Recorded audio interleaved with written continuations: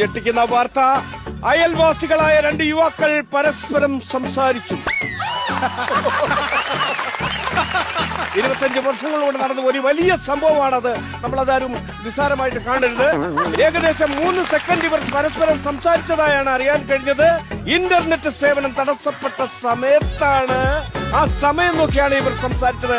ഈ വാർത്ത കേട്ട് കേരളം നടുങ്ങി ധരിച്ചിരിക്കുക.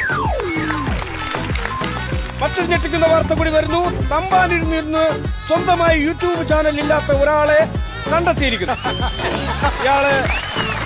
ഇയാളിനെ ഒരു നോക്ക് കാണാനായി വൻ ജനത്തിരക്കാണ് തമ്പാനാര് തടിച്ചുകൂടിയിരിക്കുന്നത്.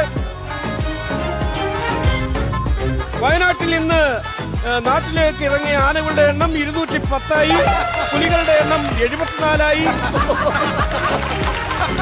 ഒരു പ്രധാനപ്പെട്ട വാർത്തയുണ്ട്. പെരുമ്പാവൂർ ബംഗാളികളും റോബോട്ടുകളും തമ്മിൽ നട റോഡിൽ